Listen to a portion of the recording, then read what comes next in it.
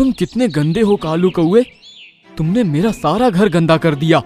तो साफ कर लो मोटे पपीते, मेरा काम तो हो गया, अब मुझे क्या लेना तुम्हारे घर से।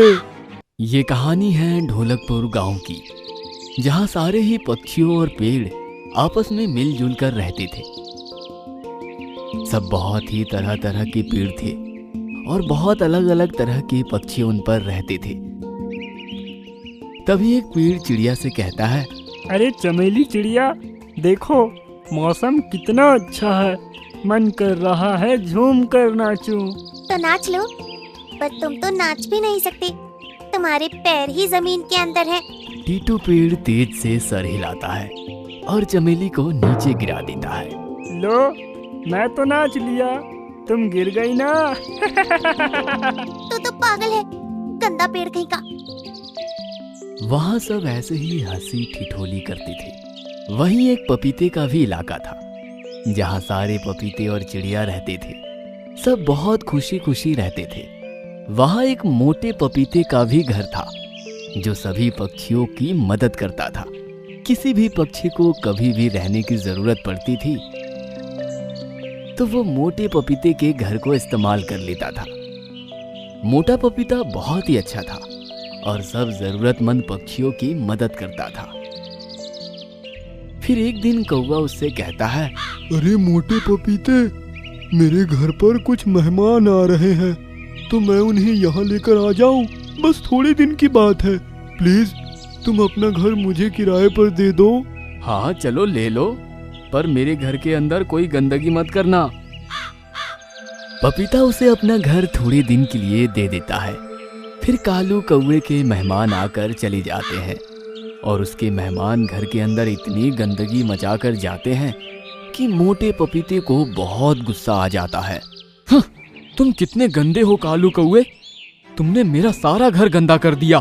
तो साफ कर लो मोटे पपीते, मेरा काम तो हो गया, अब मुझे क्या लेना तुम्हारे घर से।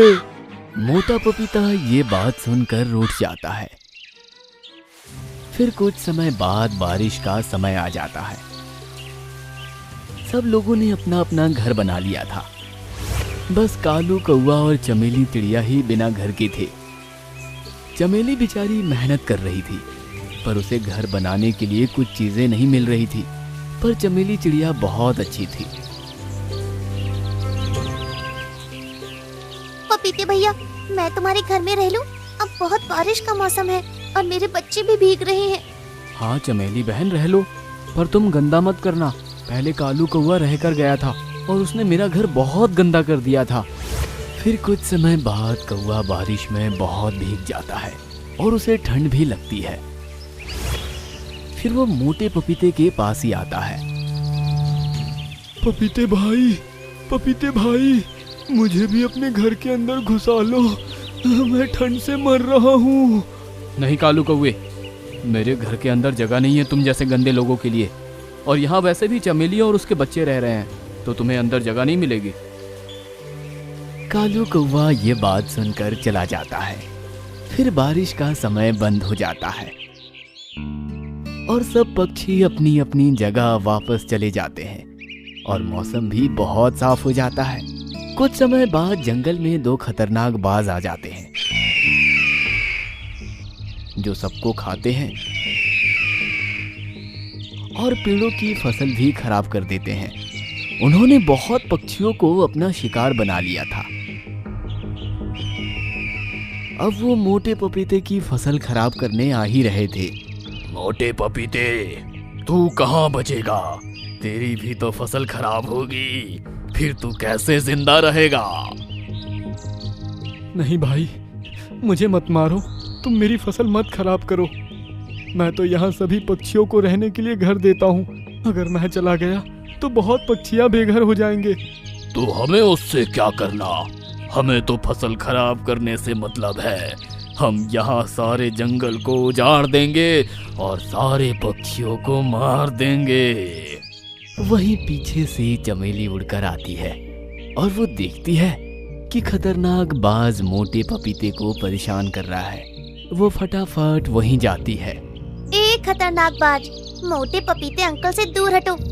तुम उन्हें परेशान नहीं कर सकते, और अगर तुम इन्हें परेशान करोगे तो तुम्हें मुझसे लड़ना होगा। अरे चिड़िया, तू मेरा क्या बिगाड़ सकेगी? मैं तो ये फसल खराब ही करूँगा। तो आजा मुकाबले में। चिड़िया और बाज दोनों की लड़ाई बढ़ने लगती है। तभी चमेली चिड़िया बाज को जंगल के दूसरे हिस्से में ले जाती है, जहाँ शिकारियों ने जाल बिछाया हुआ था। बाज चमेली चिड़िया के पीछे पीछे उसे पकड़ने के लिए उड़ता है। फिर चमेली चिड़िया जाल के पास पहुंच जाती है और वहां से अचानक दूसरी तरफ मुड़ जाती है।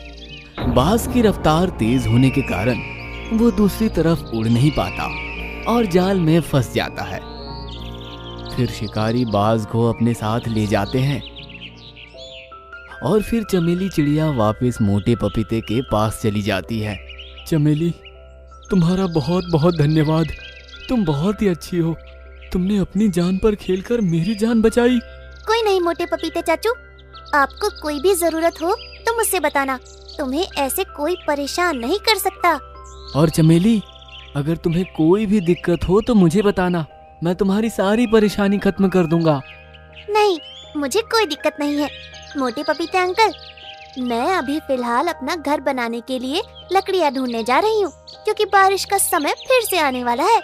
अरे चमेली, तुम्हें अपना घर बनाने की जरूरत नहीं है। तुम्हारा घर तो ये है ना, तुम मेरे घर में रहना। अरे मोटे पपीते अंकल, ये आप क्या बातें कर रहे हैं? हाँ चमेली, तुम मेरी जान बचाई हो तो मैं तुम्हारे लिए इतना तो कर ही सकता हूँ। तुम इसे अपने चाचू का घर समझ लेना। जब भी तुम्हें लगे कि बारिश आ रही है या मुसीबत आ रही है तो तुम मेरे घर में आकर रह लेना, और इस घर में कोई नहीं रहेगा तुम्हारे अलावा। ये सिर्फ तुम्हारा घर होगा।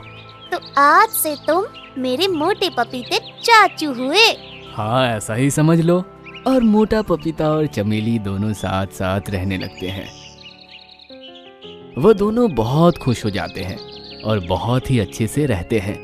चमेली अपने बच्चे को भी वहीं ले जाती है। इस कहानी से हमें ये सीख मिलती है कि जैसा हम बोते हैं वैसे ही हमें मिलता है।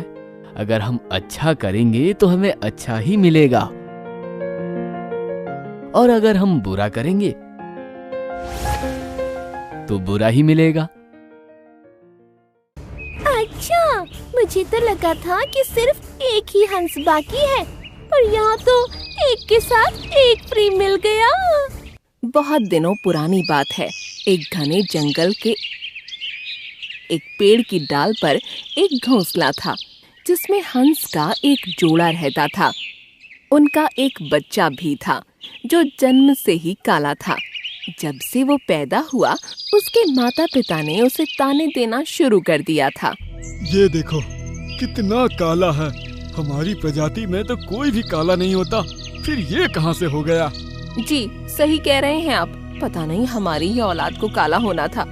इसके कारण हम किसी को मुंह दिखाने लायक भी नहीं रहे। काश हमारा भी एक सुंदर बच्चा होता जो समाज में हमारा मान बढ़ाए।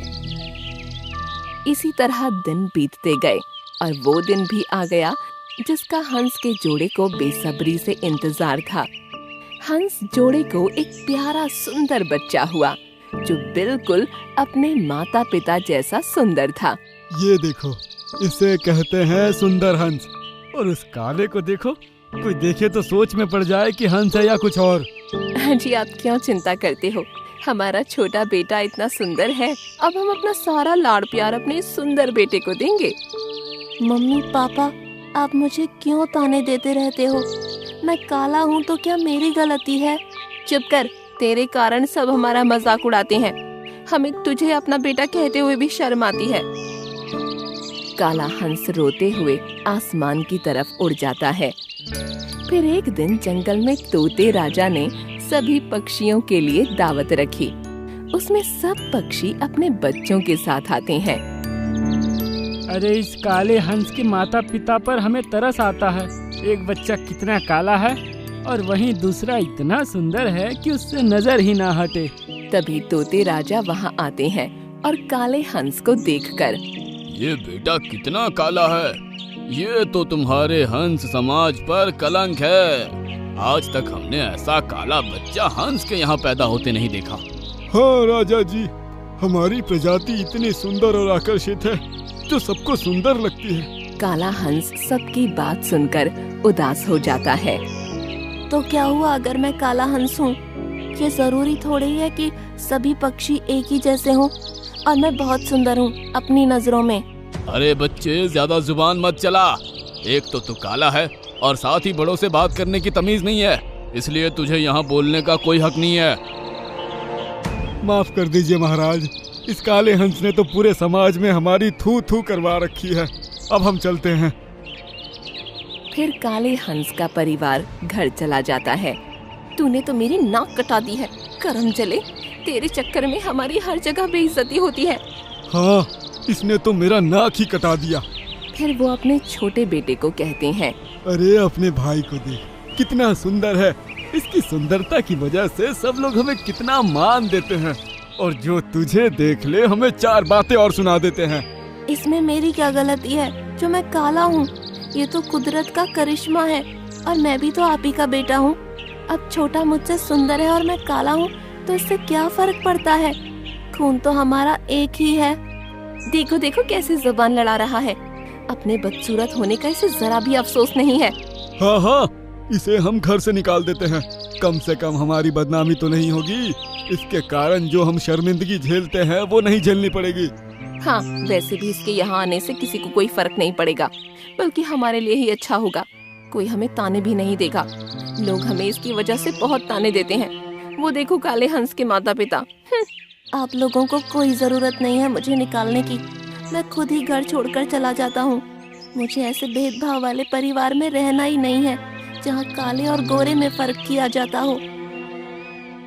और काला हंस वहाँ से चला जाता है और दूसरे जंगल में जाकर रहने लगता है। उसके माता पिता के जंगल में एक बिल्ली आ जाती है और उसने उस जंगल के सारे पक्षियों को धीरे धीरे मार दिया। बस काले हंस की माँ बची थी। फिर जंगल के अन्य पक्षियों से काले हंस को ये बात पता चली। अरे भाई काले हंस, सुना है तुम्हारे जंगल में जालिम बिल्ली आ गई है और उसने सारे पक्षियों को अपना शिकार बना लिया है।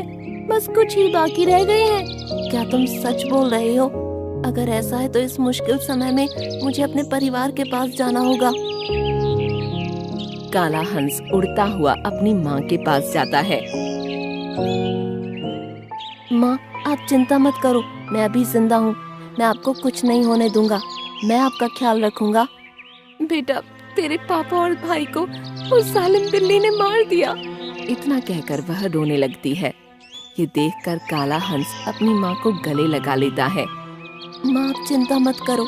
आपका एक बेटा अभी जिंदा है और मैं आपको अपने साथ ले जाऊंगा। चलो हम इस जंगल को छोड़कर दूसरे जंगल में चलते हैं। वहाँ मैंने अपना एक छोटा सा घर बना लिया है। काला हंस अपनी माँ को ले जाने लगता है कि तभी जालिम बिल्ली वहाँ आ जाती है।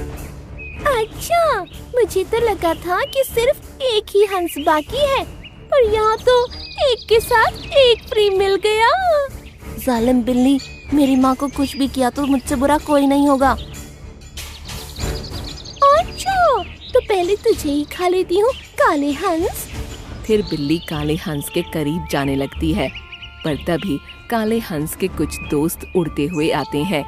बाज, चिंकी चिड़िया और वो सब मिलकर जालिम बिल्ली को अपनी चोंच मारने लगते हैं। देख जालिम बिल्ली, आज तुझे तेरे बुरे कर्मों का फल मिल रहा है। छोड़ दो मुझे जाने दो। अब मैं किसी को नहीं मारूंगी। कोई भी बिल्ली को माफ नहीं करता और थोड़ी देर बाद जालिम बिल्ली मर जाती है और काला हंस अपनी माँ को अपने साथ दूसरे जंगल में ले जाता है और उसे अपने साथ ही रखता है और उसे किसी चीज की कमी नहीं होने देता।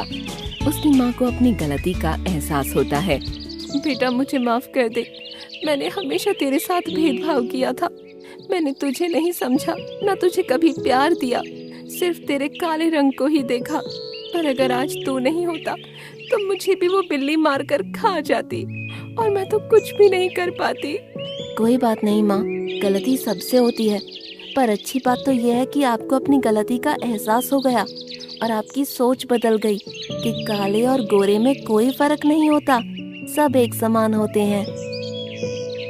उसके बाद काला हंस और उसकी माँ दोनों खुशी खुशी रहने लगते हैं।